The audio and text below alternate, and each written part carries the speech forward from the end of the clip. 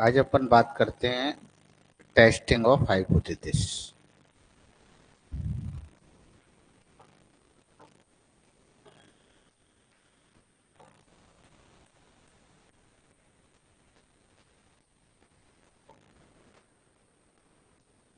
Testing of hypothesis. वैसे तो अपन टेस्टिंग ऑफ हाइपोथेसिस आपका टेस्ट पढ़ रहे हैं यहाँ पर, parametric test. Basically testing of hypothesis हमारी सेकंड जो पेपर है उसकी पूरी यूनिट है, टेस्टिंग ऑफ हाइपोथेसिस। बट उसमें से फर्स्ट पेपर में कुछ पार्ट है टेस्ट, तो उन टेस्टों को हम यहाँ पढ़ रहे हैं फर्स्ट पेपर के अकॉर्डिंग। ओके, एक हमारे पास होती है पॉपुलेशन। कुछ बेसिक्स बता रहा हूँ फिर अपन चालू करते हैं। क्या होती है पॉपुलेशन? क्या है पॉपुलेशन?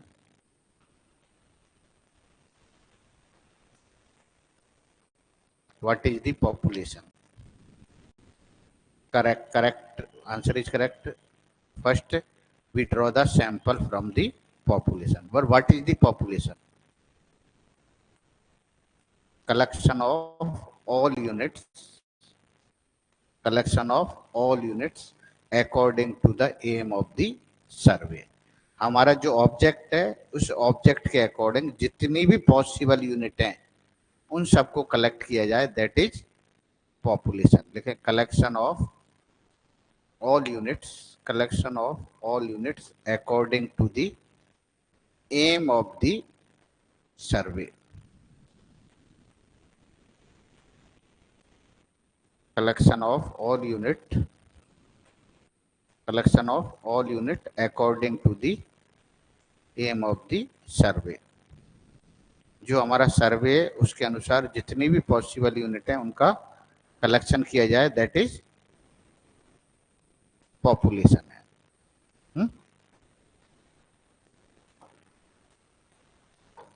जैसे मान लो एक एग्जांपल दूं,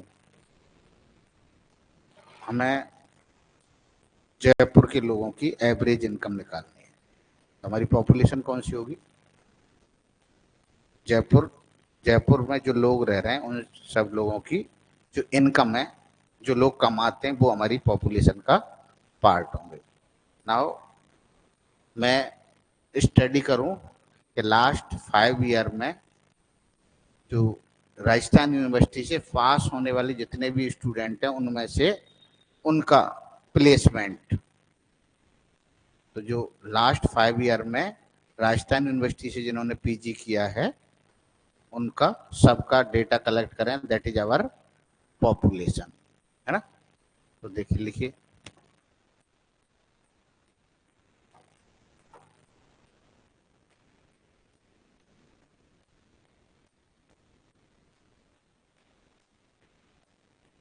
average income of Jaipur city persons, average income of Jaipur city person.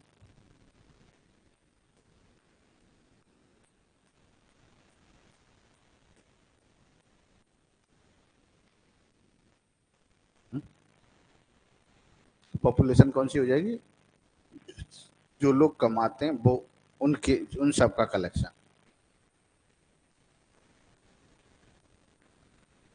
Placement of Rajasthan university PG student last 5 year.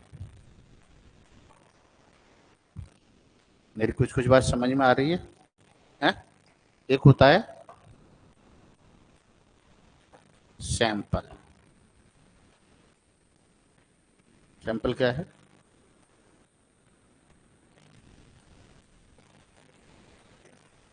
एक ही? कितने? मान लीजिए इसमें 5 लाख लोग हैं जो कमाते हैं, जयपुर में रहते हैं, जिनकी कुछ इनकम है। इसमें से मैंने 10,000 लोग ले लिए। 10,000 क्या है मेरा? सैंपल। 5 लाख क्या है? पॉपुलेशन। राजस्थान यूनिवर्सिटी में पिछले 5 साल में पीजी करने वाले मान लीजिए 4,000 स्टूडेंट हैं। पिछले 5 साल में राजस्थान यूनिवर्सिटी में जिन्होंने पीजी किए वो कितने? 4,000। अब हम मुझे 4,000 में से देखना है कि प्लेसमेंट कितनों का हुआ है। एक तरीका तो है कि मैं सारे की सारा डेटा कलेक्ट करूं। कितने का? 4,000 का। और एक दूसरा तरीका है, मैंने 4,000 ना करके मैंने इनमें से कोई 100 स्टूडेंट का डेटा, 100 स्टूडेंट से बात की कि भाई आपका प्लेसमेंट हुआ है या नहीं हुआ। तो ये 100 स्टूडेंट क्या है हमारे? सैंपल। सैंपल क्या कहोगे? Part of population. Part of population which have same characteristics of population. Part of population sample. Part of population, part of population which have same characteristics of population, which have same characteristics of population। बात clear है?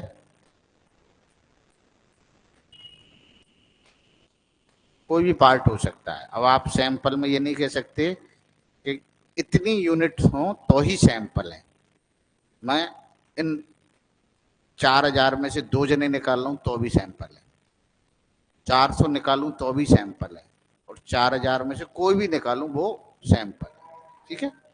अब एक term use करते हैं, complete enumeration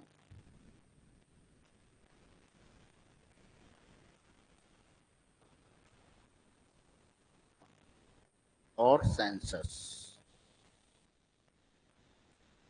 complete enumeration और census. वैसे ये सारी चीजें हम डिटेल स्टडी कर रहेंगे, पर आपको इसलिए बता रहा हूँ कि यदि मैं डायरेक्ट उस पॉइंट पे चला जाऊंगा तो आपको ज्यादा क्लियर नहीं होंगी चीजें। कंप्लीट एनुमरेशन और सेंसस क्या कहते हैं आप?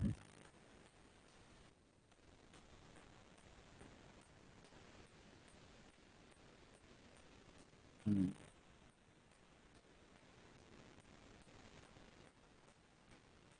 यदि आप इंफॉर्मेशन कलेक्ट करनी है, यदि पॉपुलेशन की हर यूनिट की इंफॉर्मेशन कलेक्ट करें, हमारी पॉपुलेशन में जितनी भी यूनिट है, we collect the information about each and every unit of population, then it is called complete enumeration or census. If we collect the information, if we collect the information any part of the population, that is sampling, that is sampling। बात clear है? लिखो, 2 term लिखी, एक complete enumeration और एक sampling. क्या लिखो? Complete enumeration क्या हुआ? if we collect the information, if we collect the information, if we collect the information about each and every unit of population, if we collect the information about each and every unit of population। मेरी meaning समझ गए? हमें कितने लोगों ने पास किया? 4,000 ने। अब हम हर किसी के पास जाएं और पूछें कि आपकी नौकरी लगी है या नहीं लगी। कितने लोगों से इंफॉर्मेशन? हर किसी से लें, और उसके बाद रिजल्ट बताएं कि इतने लोगों में से इतने लोगों की नौकरी लग गई, प्लेसमेंट हो गया, नौकरी लग गई। ओके। और इतनों का नहीं हुआ। मान लीजिए इनमें से 2,500 की नौकरी लग गई, तो क्या कितना प्रोपोर्शन रहा?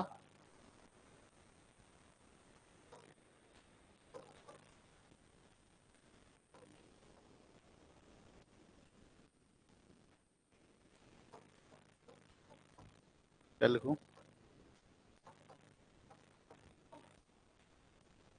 क्या कहेंगे, राजस्थान यूनिवर्सिटी के स्टूडेंट का पीजी करने के बाद कितने परसेंट का प्लेसमेंट होता है?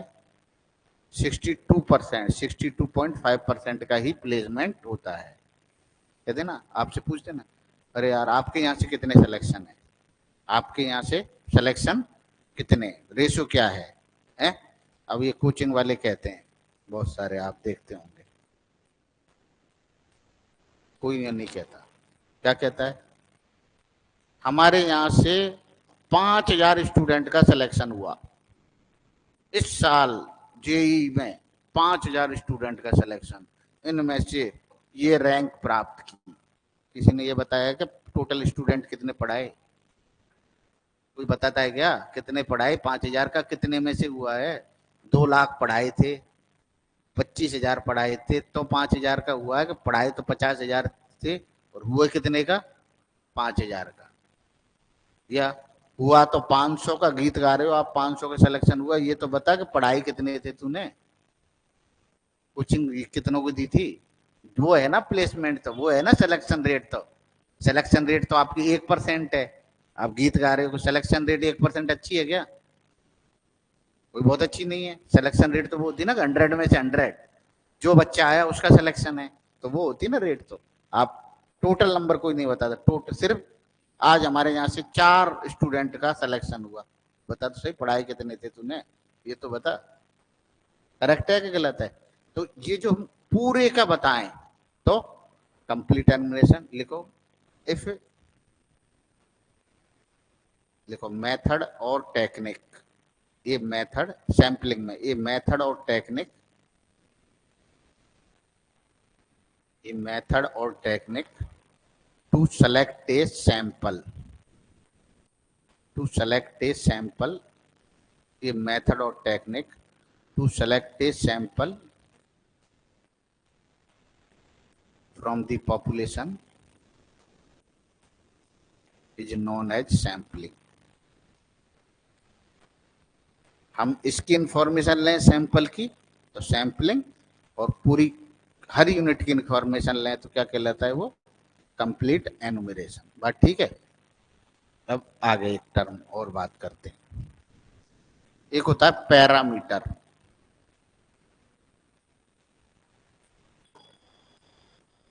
ये शब्द बहुत छोटे छोटे हैं और मैं सोचता हूँ आपके यहाँ की प्रॉब्लम ये है, हमारे यहाँ से पीजी कर लेता है स्टूडेंट स्टैटिस्टिक्स में, उसको एस्टिमेशन और ये सब, जब उससे हम बेसिक पूछते हैं, अरे यार पैरामीटर क्या होता है, तो कहता है पैरामीटर तो क्या होता है वो हमने नहीं पढ़ा, और एस्टिमेशन पूछो तो एस्टिमेशन बताएगा पूरा। छोटे छोटे ये शब्द हैं, यदि हमें ये छोटी छोटी चीजें पता हों अच्छे से, तो हम आगे की जो बिल्डिंग बनाते हैं, आगे की चीजें बताएं, वो ज्यादा क्लैरिफिकेशन के साथ बता पाते हैं। हमें ये नहीं पता, आपसे पूछा जाए कि आपने बीएससी पढ़ी स्टैटिस्टिक्स, 3 साल पढ़ी, मैं 3 साल के कंसेप्ट आपसे उठा के पूछूं तो आप कंसेप्ट के नाम पे बिल्कुल गोल हो जाते हैं। आपने क्योंकि याद कर रखा था, वो याद को सिर्फ रट के बता दो कि हाँ ये चीज होती थी, आपसे ये मैं क्रॉस करूं कि ये क्यों करते थे, तो आप उसमें नहीं है। अब ये छोटी छोटी चीजें हम कर रहे हैं, ये आपको आगे यूज होंगी, आगे तक यूज होंगी सब पेपरों में। एक होता है पैरामीटर और एक होती है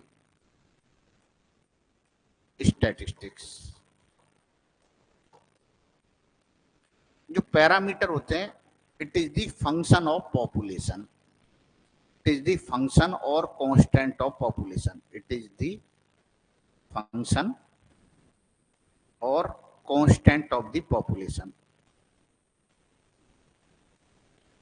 जैसे आप बात करूं मैं आपसे, इट इज द फंक्शन और कांस्टेंट ऑफ द पॉपुलेशन। जैसे हम बात करें, ये क्या है? मीन। किसका मीन है ये? पॉपुलेशन, पॉपुलेशन का मीन, पॉपुलेशन का वेरिएंस, ये पॉपुलेशन का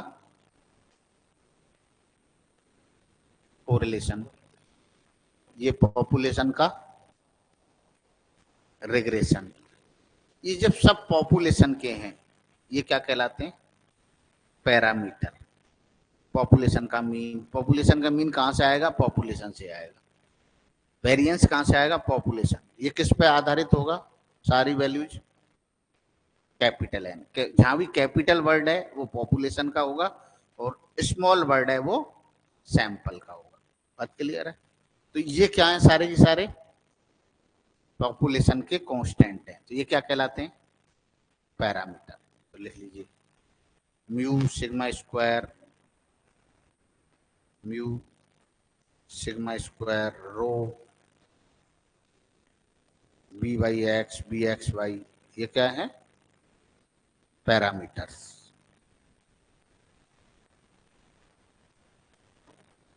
ये शब्द है। तो पॉपुलेशन के जो फंक्शन और कांस्टेंट होंगे वो क्या कहलाएंगे? पैरामीटर। एक होंगे सैंपल के, function of the sample, function of the sample is known as statistics.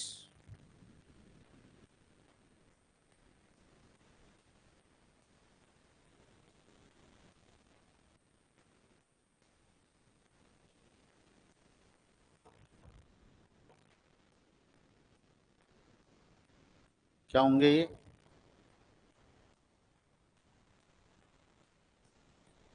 X बार,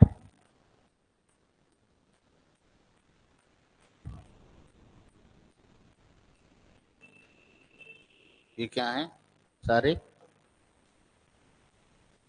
ये क्या है? क्या बोलते हैं इनको हम? Statistics. It is the function of sample, sample. ठीक है। ये कहां से, किससे मिल रहे हैं हमें? Sample, sample size. Small N क्या है? Sample size.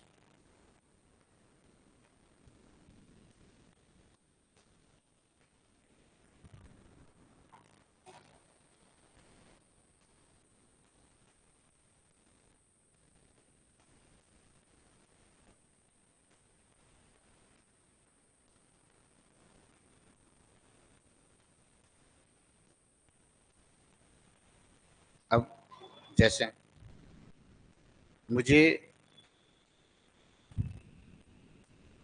मैंने अभी एग्जांपल दिया आपको, मुझे राजस्थान यूनिवर्सिटी में पिछले 5 साल में कितने प्लेसमेंट हुए इसका स्टडी करनी है। मैंने एक तरीका है कि मैं पूरे के पूरे 4,000 के पास जाऊं और उसके बेस पे निकालूं। उसके बेस पे जो रिजल्ट आएगा वो कैसा होगा? पैरामीटर होगा या सेम स्टैटिस्टिक्स होगी? पैरामीटर। कितने, ये जो मैं बता रहा हूँ ये क्या बता रहे हैं हम? पैरामीटर है या स्टैटिस्टिक्स? पैरामीटर। कितने के बेस पे बताया हमने?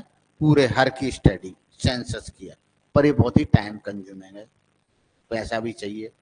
कोई फ्री में स्टडी करने नहीं जाएगा, पूछने नहीं जाएगा, फोन करने चाहिए, हर की इंफॉर्मेशन चाहिए। कई के फोन नंबर चेंज हो गए होंगे, कई के एड्रेस चेंज हो गए होंगे, कई की हमें मिलेगा ही नहीं कि कहाँ से करिए, फोन ही नहीं मिल रहा तो इन्फॉर्मेशन कैसे लें? कंप्लीट एडमिशन नहीं कर पाए। मैंने क्या किया, इन 100 लोगों से इंफॉर्मेशन ली। कोई भी 100 लोग सेलेक्ट करे रैंडमली, 500 लोग सेलेक्ट करे, उन 500 के नंबर लिए, या तो नंबर से बात की या हम उनके घर विजिट करके गए और इसके बेस पे हमने एक वैल्यू बताई। ये मैंने बताया 75%। ये किससे आई है? स्टैटिस्टिक्स। ये क्या है? स्टैटिस्टिक्स। ये क्या है? पैरामीटर। ये हमें पता ही नहीं है। In generally parameters are unknown. We estimate these parameters with the help of statistics. हमने क्या किया? हमने मान लिया इनका 75% प्लेसमेंट है। कैसे बताया कि सर ये सैंपल से बताया? सही है गलत है तो एरर हो सकती है। स्टैटिस्टिक्स में, स्टैटिस्टिक्स में अनुमान लगा रहे हैं, अनुमान में एरर हो सकती है। सही कब है? पता पड़ेगा जब हम पॉपुलेशन की स्टडी करेंगे पूरे की, है ना। जैसे हम अभी देख रहे हैं, हमसे पूछते हैं कि अब इंडिया की पॉपुलेशन कितनी है? अनुमानित पॉपुलेशन 140 करोड़। अभी हम सेंसस कर रहे हैं। जब हम सेंसस करेंगे तो हमें एक्चुअल 140 करोड़ है या उससे ज्यादा है या कम है वो हमें पता पड़ेगी। एक्चुअल पॉपुलेशन वो क्या होगा? पैरामीटर होगा। अभी क्या कर रहे हैं हम, एस्टिमेशन कर रहे हैं, सही है, बता रहे हैं ना 140 करोड़। क्या सही है 140 करोड़? नहीं है। क्या है ये? अप्रोक्स है, अनुमान है, एस्टिमेशन है। तो लिखो एक point, in general parameters are unknown, in general parameters are unknown, in general parameters are unknown, we estimate these parameters, we estimate these parameters with the help of statistics। Correct है के बाद? सही है क्या? ये क्या है? एस्टिमेट किसका? और किसको कर रहे हैं हम? पैरामीटर। पैरामीटर का अनुमान लगा रहे हैं, एस्टिमेट कर रहे हैं किससे? स्टैटिस्टिक्स से। और किसका?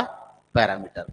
ये थ्योरी ही एस्टिमेशन थ्योरी है, जिसकी हम पूरी डिटेल स्टडी करेंगे। पूरा एक हमारा क्या है, पूरा एक सेक्शन है थ्योरी ऑफ एस्टिमेशन। तो जो एस्टिमेशन थ्योरी है उसके 3 पार्ट हैं। तो एस्टिमेशन क्या हुआ, आगे हम डिटेल प्रोसेस करेंगे। Process of providing, process of providing numerical value, process of providing numerical value in place of unknown parameter, in place of unknown parameter is called estimation। देखो हमसे पूछा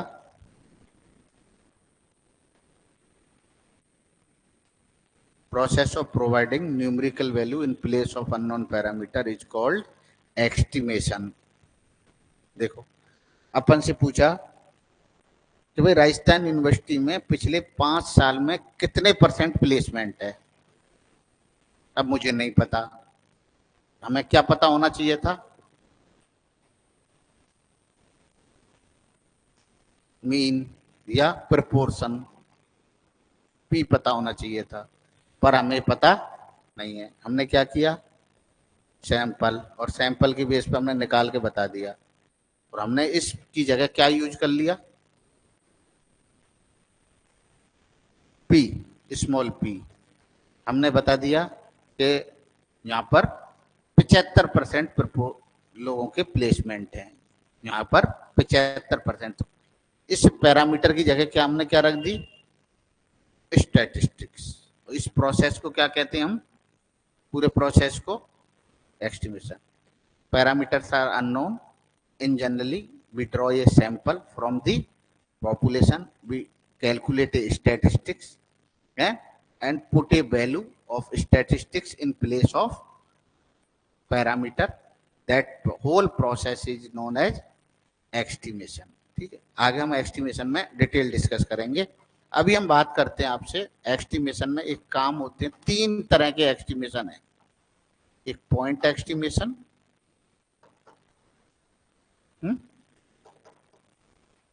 एक interval estimation,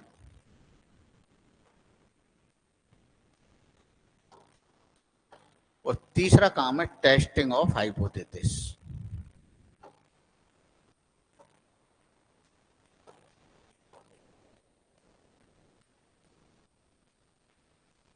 point estimation, interval estimation और testing of hypothesis. तो जो हमारा unknown parameter है उसकी जगह हम एक सिंगल वैल्यू रखें। जैसे फॉर एग्जांपल मैं आपसे पूछूं, आप पेपर दे के आए कि कितने मार्क्स आएंगे आपके, कितने मार्क्स आएंगे पेपर में, तो आप बताते हैं कि सर मेरे 75% के करीब आ जाएंगे, 75 मार्क्स आएंगे, या परसेंटेज हटा दूं, 100 नंबर का पेपर तो आप कहेंगे कि सर मेरे 70 मार्क्स आएंगे, तो 70 मार्क्स एक्चुअल मार्क्स हैं या एस्टिमेटेड मार्क्स हैं? एस्टिमेटेड। तो हमने क्या मान लिया, आपके पेपर में कितने आ गए, 70 है, तो हमने आपकी इस मार्क्स में 70 रख दिए। तो हमने एक वैल्यू रखी, अननोन पैरामीटर की जगह एक ही वैल्यू दी 70, तो वो कौन सा है, पॉइंट एस्टिमेशन। अब आप कहते सर मेरे इस पेपर में 60 से 70 के बीच में आएंगे, कितने आएंगे, 60 से 70 के बीच में आएंगे, इसमें मैं 95% कॉन्फिडेंट हूं इतने मार्क्स तो आ जाएंगे। तो कौन सा है, इंटरवल एस्टिमेशन। जब हमारे अननोन पैरामीटर की जगह हमें एक वैल्यू पुट करें, स्टैटिस्टिक्स की कितनी वैल्यू पुट करें, एक सिंगल वैल्यू। जैसे हमने अनुमान लगाया और एक कहा कि 75% मार्क्स आए हैं, सिंगल 75% प्लेसमेंट होंगे। यहां कहते प्लेसमेंट है वो 80 से 90% के बीच में है, प्लेसमेंट है वो कितने, 80 से 90, एक निश्चित वैल्यू हम नहीं दे पाए, तो कौन सा कहलाएगा, इंटरवल एस्टिमेशन। ठीक है, दो काम हुए।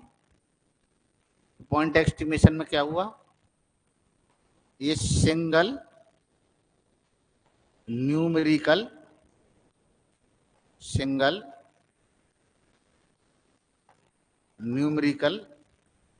Value provide in place of unknown parameter. कौन से वाले में काम किया ये हमने, पॉइंट एस्टिमेशन में। A single numerical value provide in place of unknown parameter, एक ही वैल्यू दी बस, a single numerical value provide in place of unknown parameter.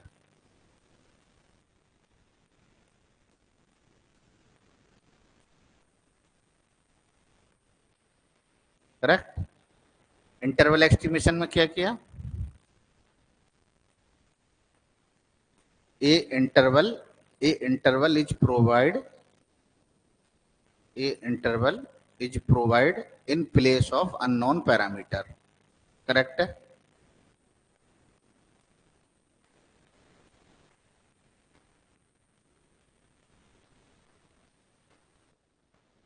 तीसरा काम क्या है, टेस्टिंग ऑफ हाइपोथेसिस है। हमें पैरामीटर का कोई मान दे रखा है, राजस्थान यूनिवर्सिटी के बीसी कहते हैं कि राजस्थान यूनिवर्सिटी में से पीजी करने के बाद यहाँ का जो प्लेसमेंट है वो 90% है। क्या कहता है वो, राजस्थान यूनिवर्सिटी से पीजी करने वाले स्टूडेंटों का परसेंटेज कितना है, 90। अब हम कैसे कह दें कि नहीं यार झूठ बोल रहे हो, है? कह सकते हैं क्या, कब तक नहीं कह सकते, जब तक कि हमारे पास कोई एविडेंस नहीं हो, है? हमने कहा राजस्थान या इंडिया का नीति आयोग घोषणा करता है कि 25 करोड़ लोगों को 2020 के बाद या 2015 के बाद गरीबी रेखा से ऊपर कर दिया गया है। वो कह रहा है, हम कैसे कहेंगे गलत है, तू नहीं किया है? कब तक, जब तक कि हमारे पास कोई ऐसे तथ्य नहीं हो। तथ्य करने के लिए हम क्या करेंगे, टेस्ट करेंगे, जो स्टेटमेंट दिया है उसको टेस्ट करेंगे। टेस्ट कैसे करोगे, सैंपल लोगे हैं और सैंपल को टेस्ट करोगे और सैंपल सही माना जाएगा तो वो स्टेटमेंट सही है, नहीं गलत है। सही है कि बात। आप टीवी में ऐड देख रहे हो, बहुत सारे देखते हैं, क्या आता है टीवी में ऐड में, यूट्यूब पे ऐड देख रहे हो आप, हैं? बहुत सारे कोचिंगों के ऐड देख रहे हो, देख रहे, बहुत सारे कोचिंग के ऐड हो सकते हैं आपके टीवी पे, फेस वॉश के ऐड, ट्यूबलाइटों के ऐड, पंखों के ऐड देख रहे हैं हम रात दिन, हैं?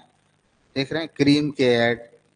क्या कह रहा है, क्या मतलब है, वो वाली जो फैक्ट्री है कंपनी है वो आपको गारंटी दे रही है कि हमारे प्रोडक्ट में ये चीज मिलेगी। चाहिए कोई कोचिंग है कि कोचिंग आइए आपका सिलेक्शन पक्का है और ये पक्का है, सब कह रहे हैं। आपने या तो एक तरीका है आप किसी को कह दो नहीं यार ये तो बेकार है, जबकि आपने टेस्ट नहीं किया और आपने क्या कर दिया, कंक्लूजन दे दिया टेस्ट करे बगैर। तो क्या होगा, सही चीज को आपने रिजेक्ट कर दिया, सही चीज को रिजेक्ट। आगे हम उसमें बात करेंगे। यदि हम उसको क्या करते हैं कि हम जैसे मान लीजिए क्रीम का ऐड आ रहा है, आपके वहां से हो रखे हैं, क्रीम का ऐड आ रहा है कि नहीं, वहां से को 2 दिन में ये साफ कर देगा। हम क्या करें, हमने ऐड देखा, हमने कहा कि ऐड देखते हैं यार, उसमें ऐड आ रहा है, बहुत अच्छा ऐड है, अपन हम मार्केट गए, मार्केट से क्या लेके आए, वो आइटम लेके आए, प्रोडक्ट लेके आए। उस प्रोडक्ट को हमने 2 दिन यूज किया, 4 दिन यूज किया, और 4 दिन यूज करने के बाद भी उसमें कुछ भी फर्क नहीं आया। तो आप क्या कहेंगे, एक्सेप्ट करोगे, रिजेक्ट करोगे, रिजेक्ट, रिजेक्ट करोगे, नहीं यार बेकार है। आप मार्केट जाते हो, मार्केट जाते कहते हैं कि यार लिबर्टी के जूते दे दे, बाटा के जूते दे दे, वुडलैंड के दे दे यार, पीटर इंग्लैंड की शर्ट दे दे यार। दुकानदार से जाके क्या कहते हो, पीटर इंग्लैंड की चाहिए मुझे। कहते क्यों कह रहे हो, क्वालिटी। आपको कैसे पता क्वालिटी अच्छी है, फेमस से क्या, फेमस तो कुछ भी हो सकता है। अपन पहले चेक किए, अपन ने टेस्ट किया, और टेस्ट करने के बाद हमें वो जो उसने क्वालिटी बताई थी वो हमें मिली, और मिलने के बाद हमने कहा कि नहीं बेस्ट है, यही वाली क्वालिटी मुझे चाहिए। जैसे मैंने आपको क्रीम बताई, वहां से हो रहे हैं, उनकी क्रीम मुझे चाहिए, तो मैं गया मार्केट, जाके मैं क्रीम लाया, मैंने क्रीम लगाई और मेरे वहां से सही हो गई। तो आप दोबारा जब आपके वहां से होंगे तो जाके क्या कहोगे, ये वाली क्रीम दे दे कहोगे, या उससे कहोगे यार कोई क्रीम बता, क्या कहोगे, नाम लेके कहोगे ये वाली क्रीम दे दे, कहोगे कि नहीं, क्यों कह रहे हो, आपने टेस्ट किया हो। तो यही टेस्टिंग प्रोसीजर है। टेस्टिंग प्रोसीजर क्या है कि हमारे कोई भी स्टेटमेंट दिया है, उस स्टेटमेंट को हमें टेस्ट करना है। बीसी ने कहा है, तो अब बीसी को हम टेस्ट करेंगे बीसी का सही है या गलत है। तो हम एक सैंपल लेंगे, कहाँ से, यूनिवर्सिटी से। हम चेक करेंगे कि उनमें से कितनों का प्लेसमेंट हुआ है कि नहीं, क्या 90% का हुआ है तो बीसी का स्टेटमेंट सही है, और यदि हमें 60% ही मिला तो क्या कहेंगे, बीसी का स्टेटमेंट गलत है। क्यों गलत है, देखो हमने ये टेस्ट किया है। तो कोई भी चीज को इस तरह हम टेस्ट करते हैं। तो हमारा थर्ड क्या है, टेस्टिंग ऑफ हाइपोथेसिस। हेडिंग लिखिए, टेस्टिंग ऑफ हाइपोथेसिस।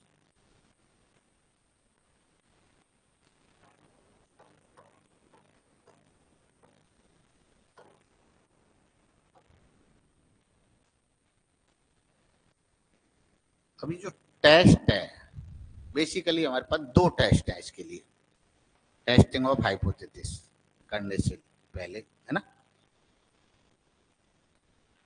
2 टेस्ट है हमारे पास, 2 तरह के टेस्ट हैं, एक पैरामेट्रिक टेस्ट और एक नॉन पैरामेट्रिक टेस्ट।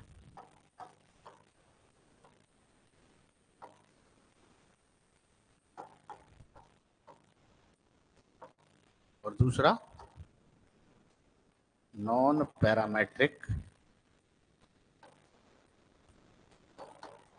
टेस्ट। क्या डिफरेंस है पैरामेट्रिक और नॉन पैरामेट्रिक में,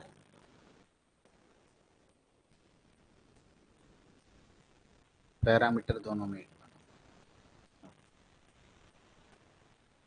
population is known from which sample is taken, जहां से हम सैंपल उठा रहे हैं वो हमें पता है। पॉपुलेशन नॉन है तो पैरामीट्रिक, और पॉपुलेशन अननोन है। ये हमको एक सैंपल ला के दिया और हमसे कहा कि इस चेक करके बताइए इस सैंपल में ये चीज है या नहीं। जैसे हम कोई लेबोरेटरी में कोई गया और लेबोरेटरी में उसने जाके दिया, इसमें चेक करके बताइए B12 कितना है, कैल्शियम कितना है, ये कितना है, एक ब्लड का सैंपल दिया। अब ये ब्लड किसका है ये हमें नहीं पता, तो कैसी पॉपुलेशन है, अननोन। कौन सा टेस्ट है ये? Non parametric. हम गए और हमने अपना ब्लड लिखाया और लिखा के ब्लड किससे निकला है?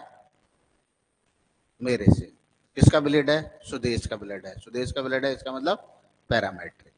पॉपुलेशन नॉन हो तो पैरामेट्रिक और पॉपुलेशन अननोन हो तो non parametric.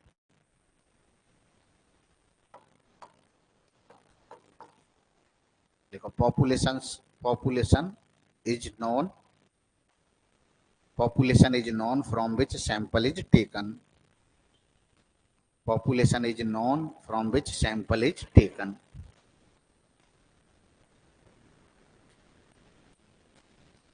From which sample is taken. कौन से टेस्ट हैं? Parametric test. थोड़ी थोड़ी बात क्लियर हो रही है? ये कौन सा है? If population is unknown from which sample is taken. Population is unknown from which sample is taken. कैसे याद रखोगे? लावारिस है, बच्चा अनाथ है, तो क्या है? Unknown, non parametric. और जिसके पता है हमें मदर फादर कौन है, हैं? मदर मादर का पता ही नहीं है यार, कौन माता पिता है उसके, तो कैसी है? Non parametric. जिसका हमें पता है वो पैरामेट्रिक। यहां तक क्लियर है? इसको भी हम दो पार्ट में डिवाइड करते हैं। अभी हम बात कर रहे हैं इसकी, पैरामेट्रिक की। पैरामेट्रिक दो में बांटता हूं, एक लार्ज सैंपल टेस्ट, एक small sample test.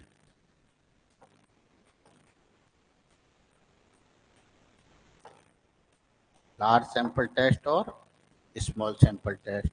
Large sample test का मतलब है जब सैंपल साइज 30 से ज्यादा हो। यदि सैंपल का साइज 30 से कम हो तो small sample test. Large sample में हमारे पास एक ही टेस्ट है, कौन सा? लार्ज सैंपल में कौन सा टेस्ट है? Z test. लार्ज सैंपल में कौन सा टेस्ट है? Z test. स्मॉल सैंपल में कौन कितने टेस्ट हैं? 3 टेस्ट। कौन कौन से?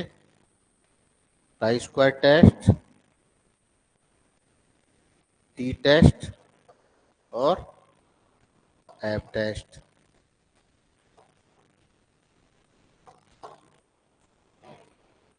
थोड़ी थोड़ी कहानी समझ में आ रही है?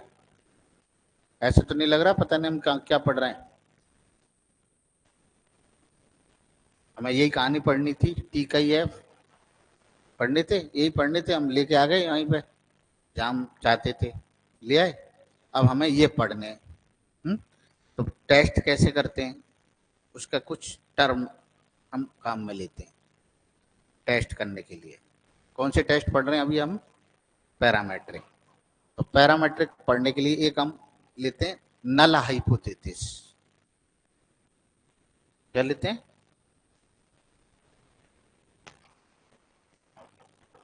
Null hypothesis.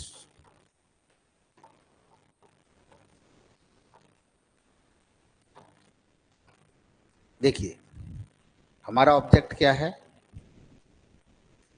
यहाँ पे? हाइपोथेसिस क्या होती है? नल हाइपोथेसिस से पहले एक हाइपोथेसिस लिख दीजिए। हाइपोथेसिस या स्टैटिस्टिकल हाइपोथेसिस, दोनों का मीनिंग एक ही है। स्टैटिस्टिकल हाइपोथेसिस,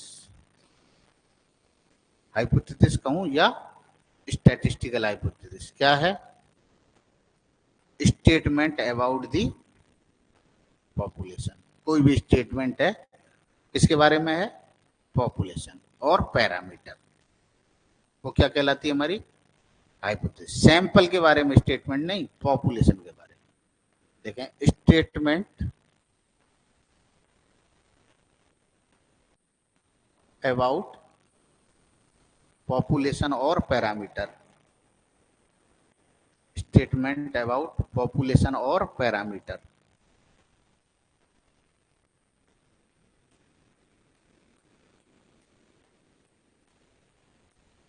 क्या कहलाएगा? हाइपोथेसिस। हाइपोथेसिस पहले एक नल हाइपोथेसिस। हम स्टेटमेंट को ही तो चेक कर रहे हैं, चाहे हम कंपनी वाले ने हमें कहा है, चाहे हमारे वीसी ने कहा, चाहे पीएम ने कुछ कहा, चाहे नीति आयोग ने कुछ कहा, स्टेटमेंट टाइप हुआ कि हमारी इकोनॉमी इतने परसेंट बढ़ जाएगी, हर किसी के खाते में 15-15 लाख रुपए डाले जाएंगे तो इकोनॉमी इस टाइप बढ़ जाएगी। स्टेटमेंट दिया तो बढ़ेगी नहीं बढ़ेगी वो हम चेक करें, है ना, वो स्टेटमेंट है। स्टेटमेंट सही भी हो सकता है और गलत भी हो सकता है। हम ये नहीं मान सकते कि स्टेटमेंट हमेशा ही सही है या हमेशा ही गलत है। ये हम कब बता पाएंगे? चेक करने के बाद। ये हम कॉन्फिडेंट हो पाएंगे क्योंकि हमारे पास एविडेंस है सही नहीं है। ओके, तो पहले हम बात करते हैं नल हाइपोथेसिस। नल हाइपोथेसिस क्या है? जो स्टेटमेंट दे रहा है उसको हम क्या मान लें? सही। हम सही मान लें। यदि हम स्टेटमेंट को गलत ही मान लेंगे, हम शुरू से ही कह देंगे नहीं गलत है, तो फिर टेस्ट ही नहीं कर पाएंगे। तो हम क्या मान लें? सही। आप ये मान लोगे कि दवाई खराब है, ये तो सही कर ही नहीं सकती, तो आप टेस्ट ही नहीं कर पाएंगे, यूज ही नहीं करोगे उसको। कहते हैं ना, ये बोलते हैं हम नेगेटिव थॉट के साथ चलें। ये हमारा नेगेटिव, अरे यार वो क्या पढ़ाएगा यार, वो क्या बताएगा यार, है? जब तक प्रिंसिपल है, आप एजुकेशन का प्रिंसिपल ये है कि आप किसी से शिक्षा ले रहे हो तो जब तक उसको ये नहीं मानोगे कि इस पे बहुत आता है तो आप ले पाओगे। और आप शुरू से ये लेके चलोगे नहीं यार उस पर कुछ नहीं आता, तो हमेशा आप क्या ढूंढोगे? उसकी कमियां। अच्छा ही नहीं ढूंढोगे, कमी, नेगेटिव चीज देखोगे। आपको जो बताई वो नहीं, अरे सर ये तो आपने पढ़ाया नहीं सर, ये तो आपने बताया नहीं सर, ये तो ऐसे होता ही नहीं सर, तो क्या लगेगा? हमेशा आप सेट। तो वही चीज, बट ये नेगेटिव हाइपोथेसिस है। कौन सी वाली? Null hypothesis. लेते तो हैं पर इसको रिजेक्ट करने के लिए टेस्ट करते हैं। टेस्ट किसके लिए करते हैं? रिजेक्ट। एक्सेप्ट करने के लिए टेस्ट नहीं करते, रिजेक्ट करने के लिए। जो रिजेक्ट करने के लिए कर रहा है तो कैसी हाइपोथेसिस है ये? Negative hypothesis. तो क्या कहें, नल हाइपोथेसिस क्या होती है?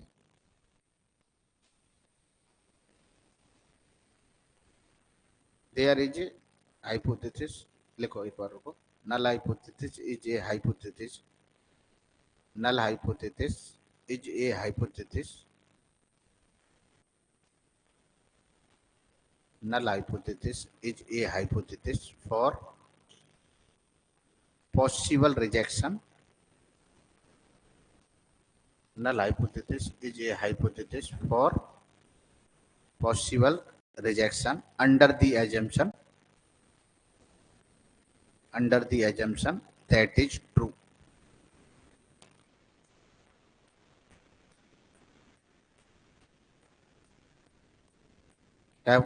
जो मैंने कहा वो लिख दिया।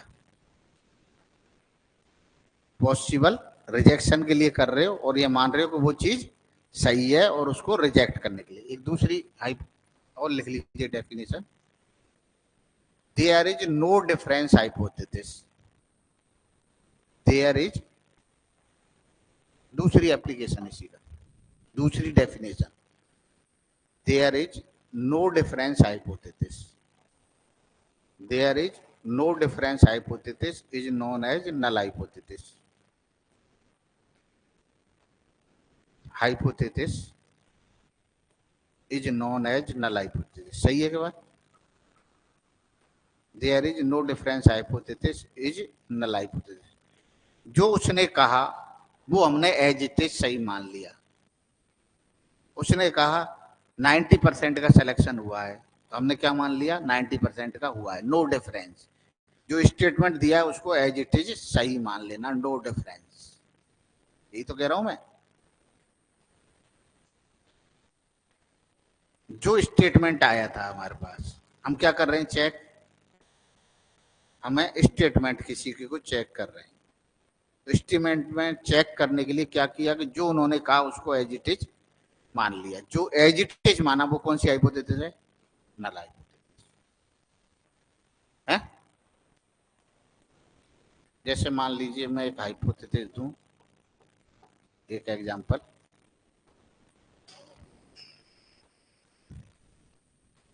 ए bulb manufacturing company, a bulb manufacturing company claim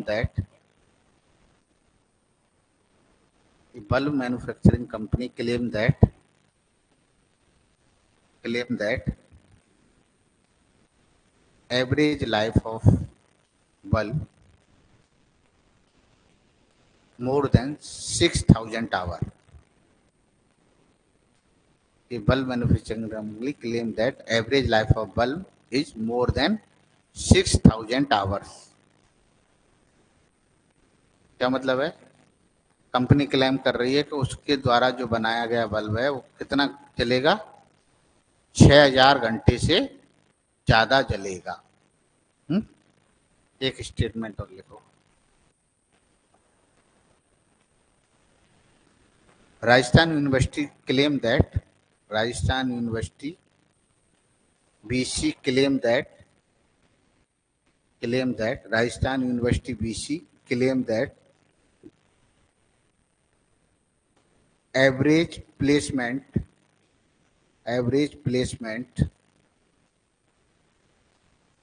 of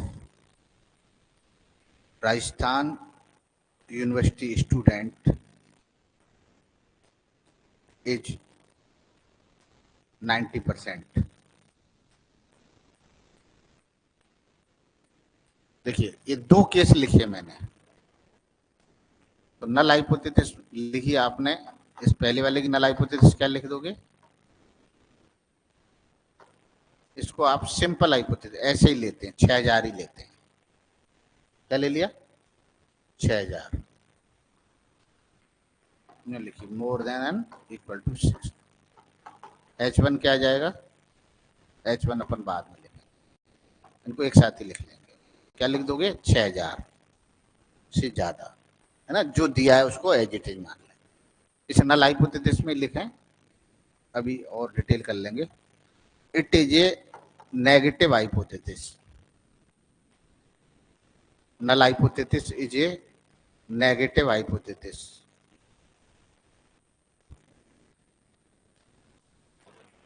null hypothesis is a negative hypothesis, सही है बात। And it is denoted by H naught. It is denoted by H naught। किससे दर्शाई जाती है, H नोट कहीं लिखा है तो आप समझ जाएंगे कौन सी हाइपोथेसिस है, नल हाइपोथेसिस, है ना। एक लिखो, दूसरी alternative hypothesis.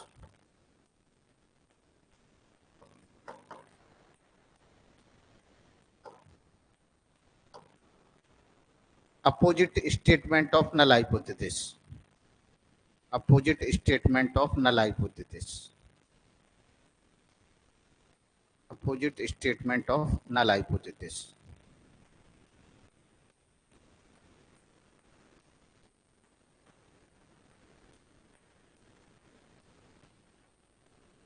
Opposite statement of null hypothesis is known as alternative hypothesis। Null hypothesis के अपोजिट, वो क्या कह रहा है, 90% है, आप क्या मानोगे, 90% नहीं है, it is denoted by H1, it is denoted by H1।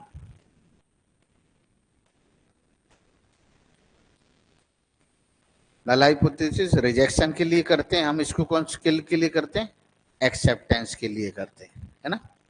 देखो दोनों का स्टेटमेंट क्या हुआ, H not 6,000, H1 less than, सही है। दूसरा क्या हुआ, प्लेसमेंट कितना बता रहे हैं, तो H1 क्या है, नॉट 90%। ग्रेटर लेस देन कुछ भी हो सकता है पर 90 नहीं है। ज्यादा भी हो सकता है पर 90 नहीं है, उसका स्टेटमेंट गलत हो गया।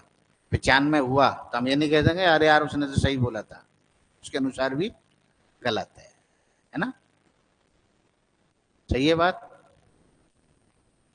यदि ये लेस देन और मोर देन हो H1 तो इसको बोलते हैं टू टेल और single tail hypothesis, one sided two sided.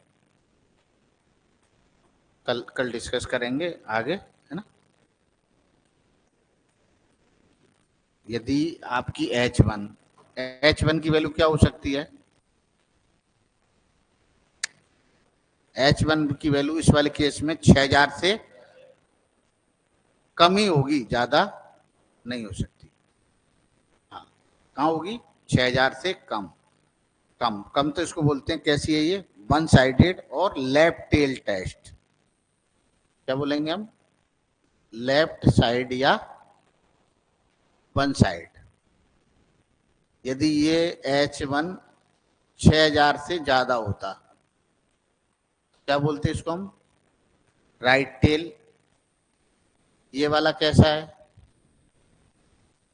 90 से ज्यादा भी हो सकता है और 90 से कम भी हो सकता है, तो ये किसको क्या बोलेंगे? Two tail. Two tail hypothesis. तो आपका टेस्ट वन साइडेड होगा या टू साइडेड होगा, किस पर डिपेंड करता है? H1 पे। किस पे डिपेंड करता है? H1। if test is one sided or two sided, it depend on H1 है। if H1 is two sided then hypothesis is two tail hypothesis। if H1 one sided, it may be left or it may be right, then test is one sided। नहीं है बस में आती धीरे। एक है one tell और to tail test, ये हेडिंग है। तो वन टेल क्या होती है? कौन सी वाली? If H1 is one sided,